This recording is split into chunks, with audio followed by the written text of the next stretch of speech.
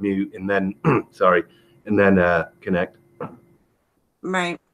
Well, thank you for joining us. Yeah, it's really nice to meet you finally. I mean, yeah, nice to meet you.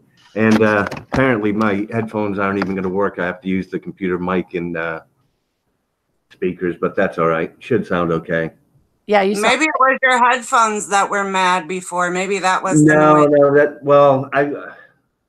I plugged my headphones into my phone, but not my computer. I have to use the computer for input and output. But all right, no big deal. So you're clear as a bell now. No submarines. Yeah. So yeah, I'm Darlie's fiance. Nice to meet y'all. Very nice to meet you. Yeah, and there's a lot of good things going on with as you probably know, the Independence Project out of New York took on our case. I know Brian St. John says, well, they haven't announced it, and he called over there and they couldn't give him an answer. But yes, it is official. Awesome. That's fabulous. Yeah, and there's really there's a lot of good stuff going on I can't even talk about. There's a lot of things that I'm not even told, that Darlie knows that she can't tell me. But all I can tell you is that I'm fairly certain she's going to be coming home probably this year. Really? Yeah. Wow. Oh my gosh, that's so exciting. I mean, wow. Yeah, I can't really say what little I do know, but I know that's the general consensus with the people that do know. So let's put it that way. That is amazing. Oh, guys, it's about damn time. Yeah. This is because I mean, she really is innocent, 100% innocent, and I know, you know, there's definitely, I mean, you can go with this case and look at all the evidence over and over and over, and you know, from everything that we've always seen, you know, you can really make up your mind one way or the other. I mean, you know, there just hasn't been any good evidence to prove her innocence, you know, quite honestly. But for those of us who know her, we know her. She's not capable of doing anything like that. Right. Everything I've ever seen of her, and it's been quite a lot, I've never, ever even got the slightest hint that she would ever have harmed her children in any way. So I've never, you know, I grew up in Texas. I was actually like 15, 20 minutes south of Dallas at this time when this happened. So I remember all of this being all over the news constantly. And she was convicted in the public before her trial by that silly string video, you know, just much like Brendan and Stephen were convicted in Making a Murderer by the Kratz press conference.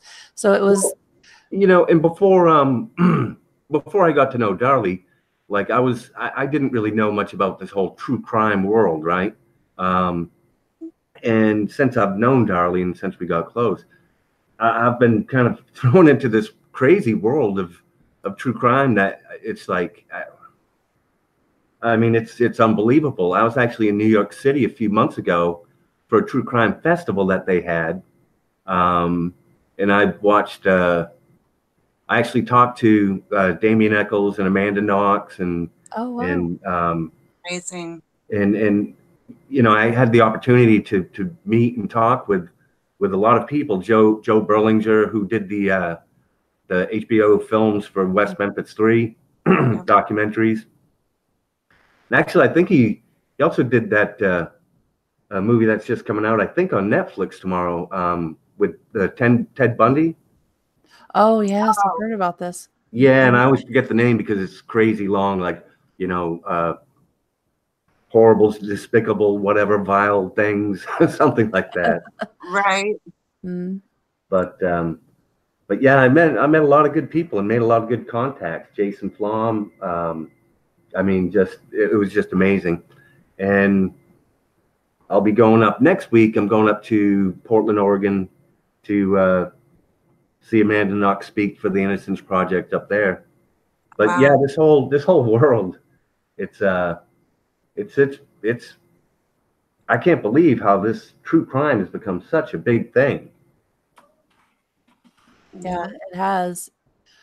I've always been interested in it since I was, a teenager, but having it all over the internet, anywhere, anytime, any case, just it's everywhere. It's so easy to like really get into all the cases and everything.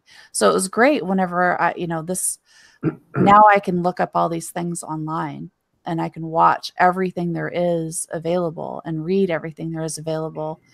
And it's wonderful to like really get into all of the details of the cases that you didn't get to hear on the news and you didn't get to hear even just by living there. So, well, sometimes I think it's a double-edged sword because, I've watched and listened to a lot of groups, and most of the time I don't even chime in. I just kind of pop my head in, listen, and then, go about my merry way. But there oftentimes, I'll hear people talking about Darlie and how she's guilty, and I just kind of snicker and laugh and walk away because I happen to know a few things that other people don't. mm-hmm. So, I just I think when it comes to YouTube, it can be a bit of a rumor mill sometimes. I mean, it's good that people talk about these cases, that's good, but it seems like people tend to form these opinions and you're either on one side or the other. Right. And I'd rather people just be open-minded. Right. As they should. They should look into it themselves and not listen to what this show or that show says. Or this channel or that channel says, and look into the things themselves and make their own opinions. I like to present the facts. Sometimes I'll give my interpretations of what I believe that these mean and what it means to me, but that doesn't, mean that I'm right. It just means that this is how I feel about something. But, I think we all have our opinions, and a lot of times I would prefer to just give the facts if I can. But right. One of my, I don't really even look at a lot of the cases, the Avery cases, and I've watched, the Netflix documentary, but, I don't lose sleep at night thinking about it.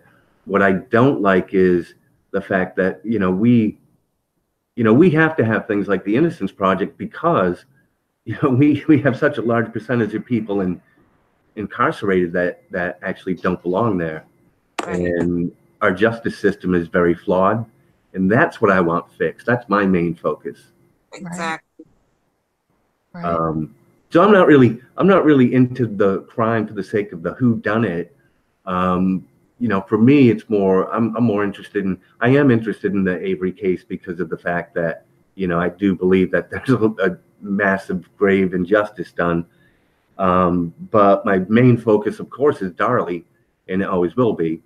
And I do, I'm friends with some people here in Houston where, I am against the death penalty, but that, those functions for me are secondary compared to, Darlie always has to come first. Right. Mm-hmm. So and it's interesting that we all go through all these different cases, no matter what the circumstance of the case is, you learn from all of those cases, and there's parts of each case that correlate to the next case. And so you kind of see this pattern forming of gross injustice and crazy corruption. So the stories start to intertwine, and I do appreciate how you're saying you keep her story separate and at the forefront of your mission. And that's nice to hear because she's needed that for a long time. Right. Well, but and I like what you said too about, the similarities, because every single case of anybody wrongfully convicted, there's always some parallel. Mm-hmm. Whether it be like with Amanda Knox in the Avery case, the false confession. I mean, and that happened also with the, not Jason Baldwin. I can't remember his name, of the West Memphis Three. I mean, Jesse McCallie. Right, Miss Kelly. And so we all know that false confessions are real. And when I was at the True Crime Festival in New York, they had the his name's Douglas something, I forget. They call him True Crime Hunter, one of the original profilers in the FBI. Oh my God. And he basically said that, you know, almost anybody can be made to do a false confession. And when he explained the psychology of it, I really, you know, he sold me on the fact that, yeah, that can happen to anybody. Yes. Right, like Melissa Kalasinski, like she walked in there and said, I didn't do anything to that boy. And by the end of you know, whatever it was, 10 hours later, they had her convinced that she threw that baby against the floor. Like that was the only way she was getting out the door. And it was just, the manipulation is powerful. I mean, and I try and tell everyone, you know, before I even try and convince anybody about this person's innocence or that person's innocent, I think everybody needs to watch Survivor's Guide to Prison, which is on Netflix and Hulu, I think, and it's all over the place. But watch that, and that goes through, you know, from the moment you call the cops to, you know, how many years later when you finally get out of prison on false, you know, convictions, and it's really scary. It's a really scary. I mean, when you watch that, it goes through every level of corruption that has to do with every case you've ever heard of. When it comes to wrongful conviction, it has all the elements.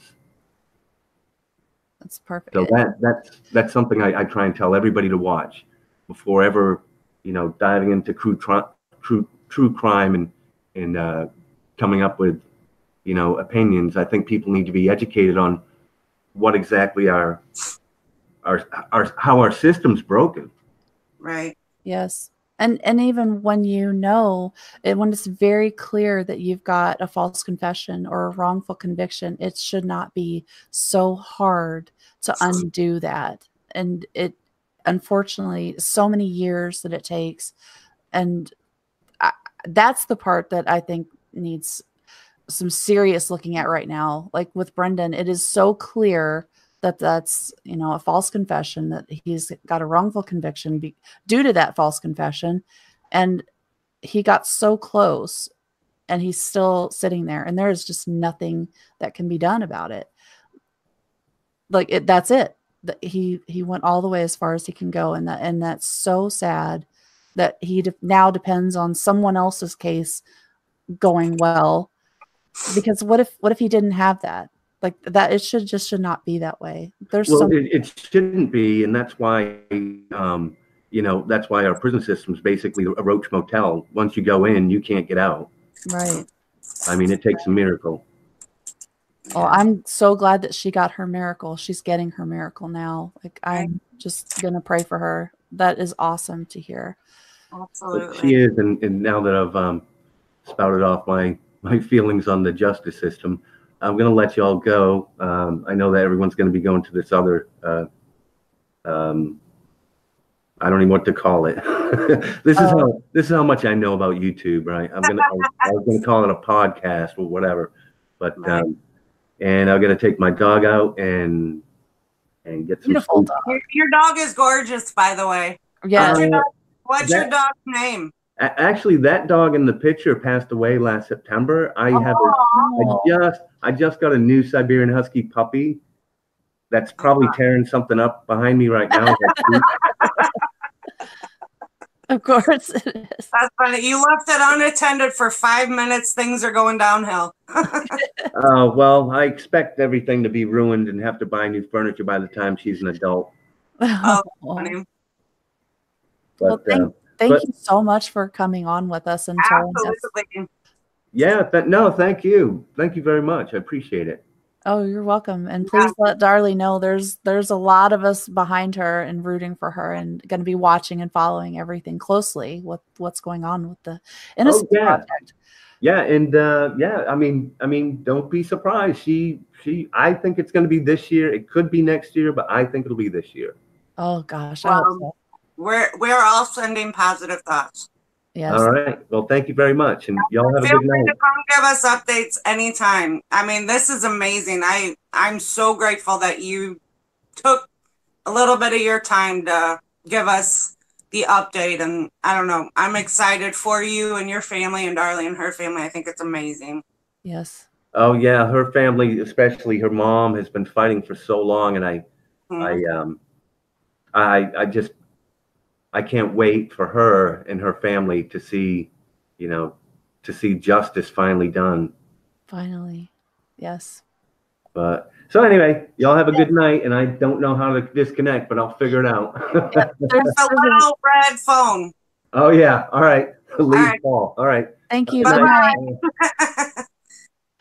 Wow. Oh my gosh, how awesome was that, you guys? That's amazing.